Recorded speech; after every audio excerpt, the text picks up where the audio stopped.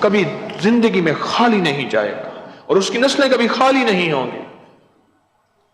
اللہ اس کی نسلوں کو ہمیشہ دولت، عزت، راحت، سکون، چین، نعمتیں یہ عطا کرتا رہے گا. جو شخص بھی ندامت کے بول اپنے سینے سے سجائے، زبان پہ ندامت کے بول ہوں گے، اللہ پاک اس کو کبھی خالی نہیں بھیجے گا، اس کی نسلوں کو ہمیشہ عطا فرمائے گا. استغفار وہ نعمت ہے، استغفار وہ سعادت ہے، اور استغفار وہ مبارک بول ہیں.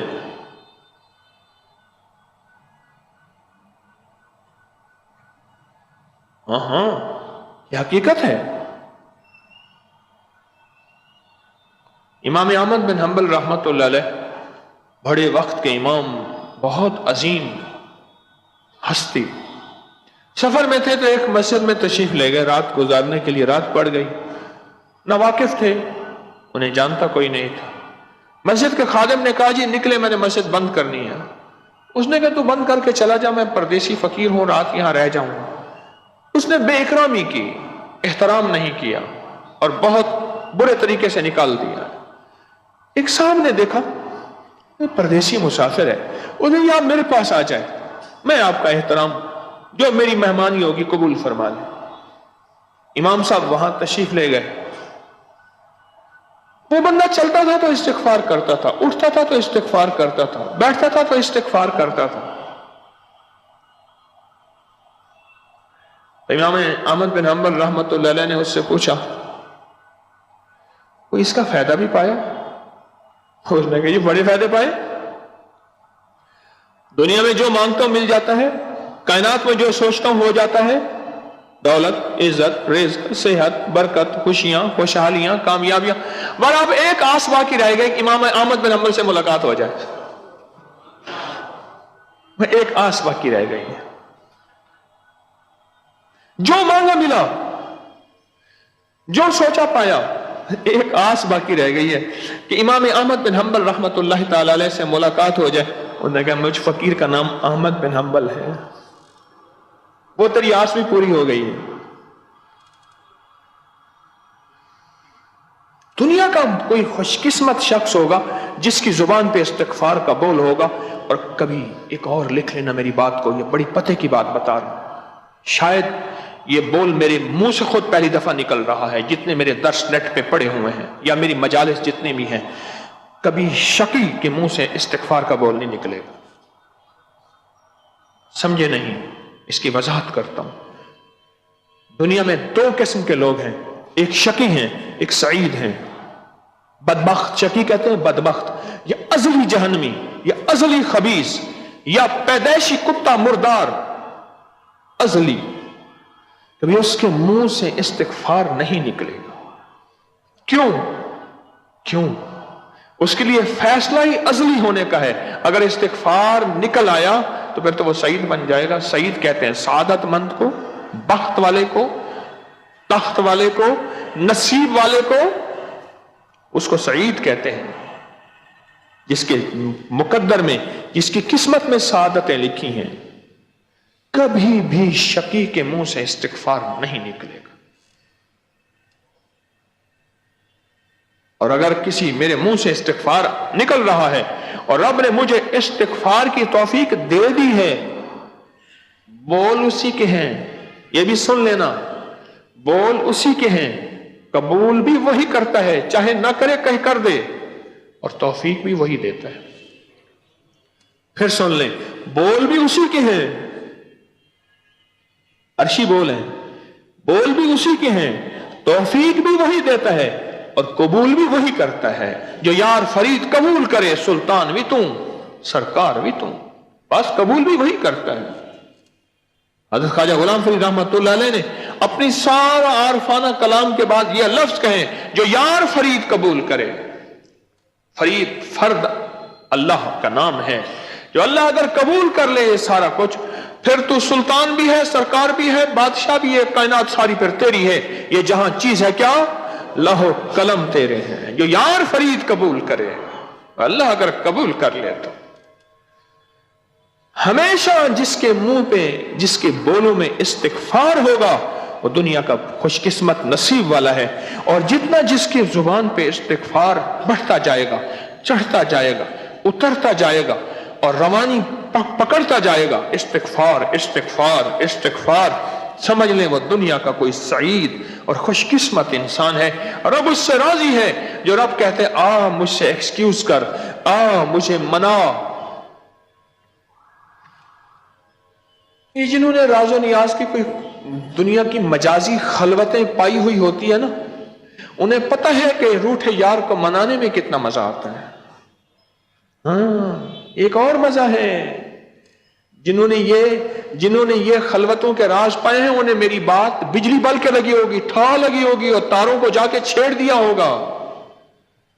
جو تار سے نکلی ہے وہ دھن سب نے سنی ہے، جو تار پہ بیتی ہے وہ کس دل کو پتا ہے.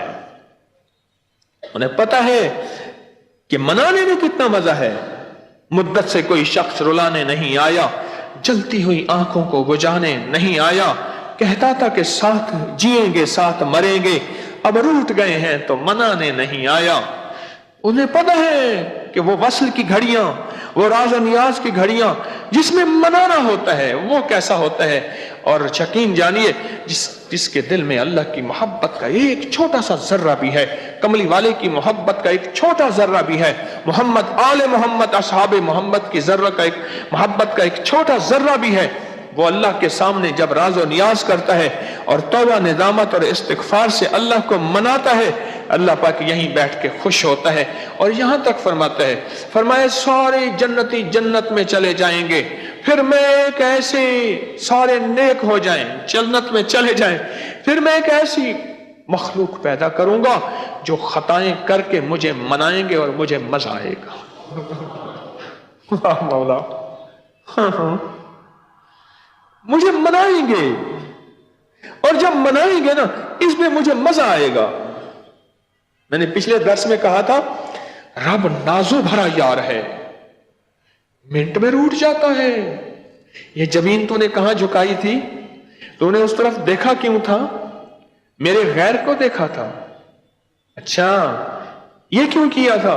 بڑا نازو بھرا یار ہے اور پل میں مان بھی جاتا ہے، اور مان بھی اتنا مان جاتا ہے کہتا ہے جا آج کے بعد روٹوں گا نہیں، اور مان بھی اتنا جاتا ہے اچھا جا جتنی تیری خطائیں تھیں اتنی میری عطائیں ہیں، جتنے تیرے گناہ تھے اتنا میرا ثواب ہے، جتنے تیری گناہوں کے پہاڑ تھے اتنا میری نیکیوں اور رحمتوں کے پہاڑ ہیں، جا اس کا بدل پھر یوں کر دیا. اتنا نازو بھرا یار، نزاکتوں بھرا یار ہے. نینوں کا تیرے کاجل دل پر اثر کرے ہے، کیا بات ہے اثر کی زیر و زبر کرے ہے. ایک روز تماشا خاطر آیا تھا یار میرا، اس دن سے ہائے ہائے سارا نگر کرے ہے. ایک روز تماشا خاطر آیا تھا یار میرا، اس دن سے ہائے ہائے سارا نگر کرے ہے. نینوں کا تیرے کاجل دل پر اثر کرے ہے، کیا بات ہے اثر کی زیر و زبر کرے ہے. وہ خوش قسمت انسان ہے جس کی زبان پہ استغفار کا بول آ گیا، ندامت کا بول آ گئے، توبہ کے بول آ گئے. مولا وہ زندگی تھی جس کے صبح، جس کے شام، جس کے لمحے، جس کی راتیں، جس کی ساعتیں ایسی گزری کہ تجھے پل میں منا بھی نہ سکا، تجھے ہر وقت میں نے ناراضی کیا. اللہ وہ کون سا لمحہ اور گھڑی ہوگی تو مجھے معاف کر دے گا؟ تو وہ کون سا لمحہ گھڑی ہوگی تو مجھ سے راضی ہو جائے گا؟ وہ کون سا لمحہ اور گھڑی ہوگی جب تو میرا دوست بن جائے گا؟ اور وہ کون سا لمحہ اور گھڑی ہوگی جب میں مجرم سے محرم بن جاؤں گا؟ اللہ عطا کر دے. جو بیٹھ کے رو رہا اور ندامت کے آنسو بہا رہا، میرے رب کے ہاں دنیا کا سب سے زیادہ پسندیدہ شخص یہی ہے جو اللہ کے سامنے بس ندامت کے آنسو بہا رہا.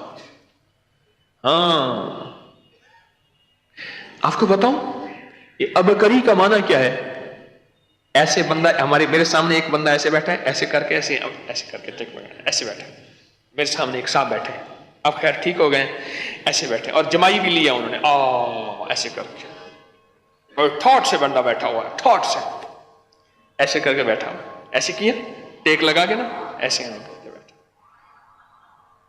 جب بندہ ندامت کے بول بول کے ترقیاں پاتا ہے، استغفار کر کے جنت میں جاتا ہے، ابکری کہتے ہیں جنتی کی ٹھاٹھوں بھرے اور نازوں بھرے بیٹھنے کے انداز کو ابکری کہتے ہیں۔ جنتی جو ٹھاٹھوں اور نازوں سے بیٹھے گا اور جو انداز سے بیٹھے گا، کیونکہ ٹینشن فری لائف سے مراد جنت ہے، وہ ایسے زبردست انداز سے بیٹھے گا۔ دنیا کا خوش قسمت انسان ہے جس کے زبان پہ استغفار جاری ہو جائے۔ میں لفظ تیسری دفعہ عرض کر رہا ہوں، جاری ہو جائے۔ وہ دنیا کا خوش قسمت انسان ہے جس کی زبان پہ استغفار کا لفظ اور بول جاری ہو جائے۔ خوش قسمت انسان سمجھ لے، خوشحالی کا راز مجھے مل گیا، خوشحالی کا راز مجھے مل گیا، سمجھ لے خوشحالی کا راز مجھے مل گیا۔ اب انشاءاللہ اللہ کی رحمت سے امید ہے کہ میری نسلوں میں اللہ فاقے، غربت، تندرستیاں، فقر اور فقیری اور مانگنا اور مفلسی نہیں لائے گا۔ اللہ میری نسلوں کو سدا خوشحال کرے گا۔ کیوں؟ منتیں کر کر کے یار کو منائے جا رہا ہوں، منتیں کر کر کے، اتنی منتیں کی۔ غور سے سنیے گا، یہ میرے درد بلے بول جو اب بول رہا ہوں، غور سے سنیے گا۔ اتنی منتیں کی، اتنی منتیں کی، اتنی منتیں کی، اتنی منتیں کی، اتنی منتیں کی کہ اب ان کے سجادہ نشین شاہ محمود قریشی کچھ کرے نہ کرے پر اللہ کہتا ہے جا میں نے تجھے دے دیا۔ ایک دربار کا سجادہ نشین ہے، گدی نشین ہے ملتان کے۔ میں نے اس کا نام اس لیے لوگ اس کو جانتے ہیں، ورنہ ہر گدی نشین۔ میں اس کے ساتھ کھڑا تھا، جنازہ تھا نواب فلاح الدین کا، یہیں لاہور میں گلبرگ میں، تو وہ ان کا ہم زلف تھا۔ تو میں کھڑا تو میں نے اس کو دیکھا، تو میں نے کہا بھائی سچ ہے، بالکل سچ ہے۔ میرے ساتھ میرے دوست تھے، کہنے کا کیا سچ ہے؟ میں نے کہا اللہ اس کے رسول کے وعدے سچے ہیں کہ جب میرے ساتھ دوستی کرو گے تمہاری نسلوں کو بیٹھ کے کھلاؤں گا، تمہاری نسلوں کو بیٹھ کے کھلاؤں گا، تمہاری نسلوں کو بیٹھے بیٹھے پالوں گا، تمہاری نسلوں کو پالوں گا۔ اتنی ندامت کی، اتنا مانگا اللہ کے سامنے، اتنا گڑ گڑائے اور اتنا بھکاری بنے اور اتنے سائل بنے اور اتنے محتاج بنے۔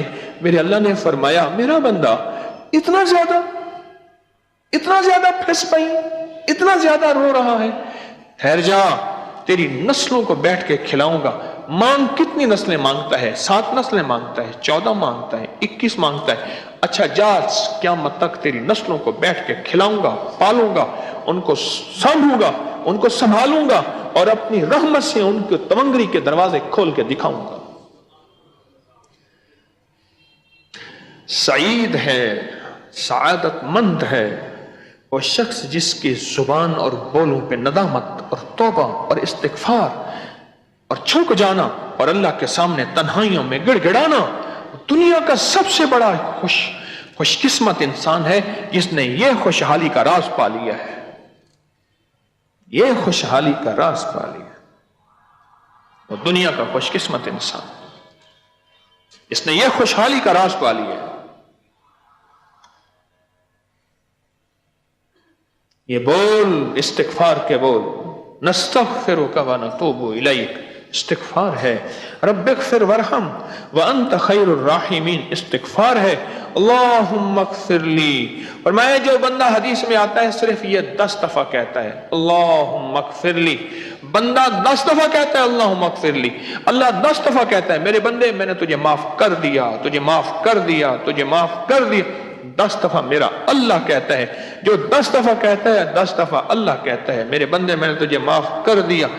बोल है इस्तिग़फ़ार के, अस्तग़फ़िरुल्लाह रब्बी मिन कुल्लि ज़म्बिन व अतूबु इलैहि, अस्तग़फ़िरुल्लाह अल्लज़ी ला इलाहा इल्ला हुवल हय्युल क़य्यूम व अतूबु इलैहि, ला इलाहा इल्ला अंत सुब्हानक इन्नी कुन्तु मिनज़ ज़ालिमीन।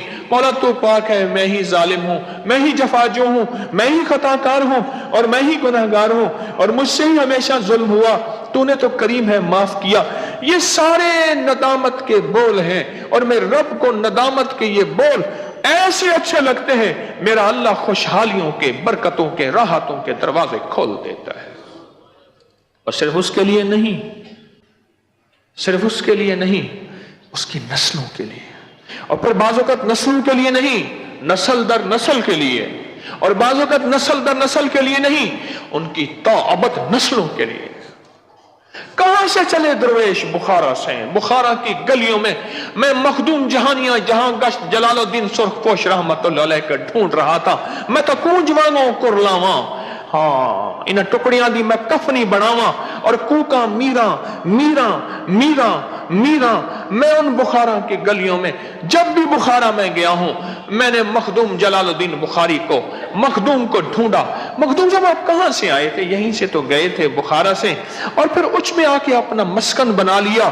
तुसी उचे, तोड़ी जात उची, तुस विच उचा दे रहंदे, असी कसूरी, साड़ी जात कसूरी, असी विच कसूर दे रहंदे।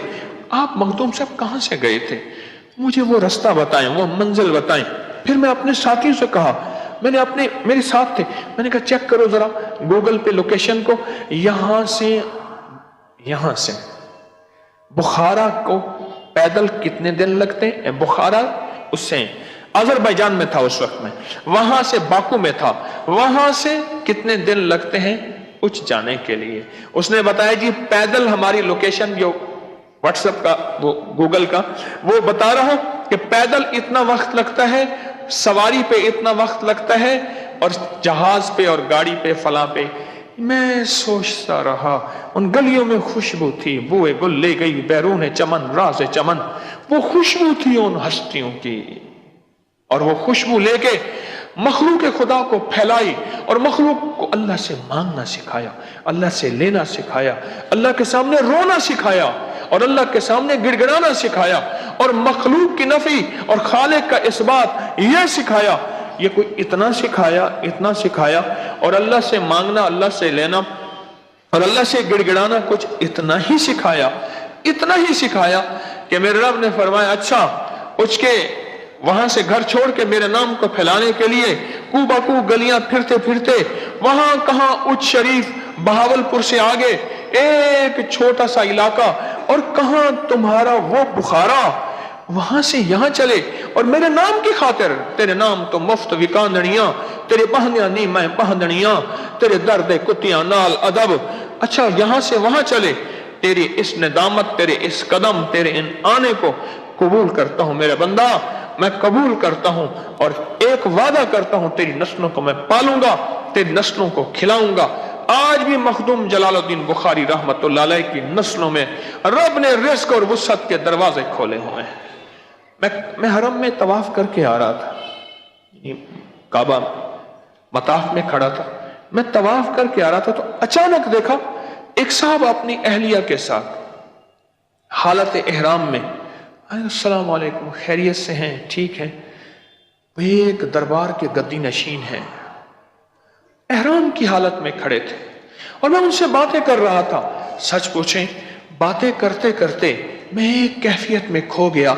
मैंने कहा भाई तू यहां आ गया, बड़ी बात है, यहां आ गया, बड़ी बात है, पर एक बात है, तेरे बड़े जो अल्लाह से मनवा कर गए थे, रो रो के, गिड़गिड़ा गिड़ा के, और भिखारी बन के, और नदामत के आंसू, और हर वक्त तौबा, हर वक्त नदामत, हर वक्त, तेरी नस्लों में अल्लाह ने इसलिए रिस्क दिया है कि वो तेरी नस्लें नहीं, ओ जो तेरे बड़े थे, वो उन्होंने अल्लाह के सामने इतना मांगा कि तेरी नस्लों में रिस्क है, और मेरा गुमान है तेरी अगली नस्लें भी अल्लाह उनको फकीरी और फकर नहीं देगा। क्यों? याद रखिएगा फकीर की बात को, बादशाहों की नस्लों को आप रुलता देखेंगे, اور پیروں اور گدی نشینوں کو رلتا نہیں دیکھیں گے، ان کو پھر بھی آپ کھاتا دیکھیں گے۔ اتنا تو ہے، اتنا تو ہے۔ وہ کہنے لگے مولوی نہ بننا، بھوکا مرے گا۔ انہوں نے کہا مولوی کو اتنی روٹیاں ہوتی ہیں، اس کے ٹکڑے بھی بیچتے ہیں، اس کے ٹکڑے بھی بیچتے ہیں، اور ٹکڑے بیچ کے کھا جاتے ہیں، اور ڈگریوں والے بیچارے مارے مارے پھر رہے ہوتے ہیں۔ میں سوچتا رہا یہ مخدوم ہے فلاں گدی کا، میں نام نہیں لیتا، فلاں بہت بڑا آپ کے ملک کا بہت بڑا آستانہ ہے، یہ ان کا مخدوم ہے، ان سے میرا قریبی تعلق ہے، ملے۔ پر ایک سوچ میری کہاں چلی گئی کہ ان کے بڑوں نے محنت کی، رب نے ان کے لیے، ان کی نسلوں کے لیے تمنگری کے فیصلے کیے، اور سب سے بڑی نعمت اللہ کو منانا ہے، اور ندامت اعتراف ہے کہ مولا میں مجرم ہوں تو کریم ہے۔ اللہ کہتے ہیں سارے اعتراف کر لیا، اس کو کون سی میں سزائیں دوں؟ سارے تو اس نے اعتراف کر ہی لیے، سزا تو اس کو ملے جو نہ مانے، جو کہتا ہے کہ مولا میرا ہر پل داغدار ہے، مولا میرا ہر لمحہ پاپی ہے، مولا میرا ہر قدم ایسا ہے جو تیری رضا میں اٹھا ہی نہیں، میرا ہاتھ تیری محبت میں پھیلا ہی نہیں، میری آنکھ تیری جستجو میں چلی ہی نہیں، اٹھی ہی نہیں، مولا میں سارا کچھ اعتراف کر رہا ہوں۔ نستغفرک ونتوب الیک، اس کے معنی یہ ہے، استغفار کے معنی ہے معاف کر دے، اور توبہ کے معنی ہے پھر نہیں کروں گا، فرق ہے۔ استغفار کے معنی، ہاں بھائی جاگ رہے ہیں اللہ والو، استغفار کے معنی معاف کر دے، اور توبہ کے معنی پھر نہیں کروں گا، آئندہ یہ غلطی نہیں ہوگی۔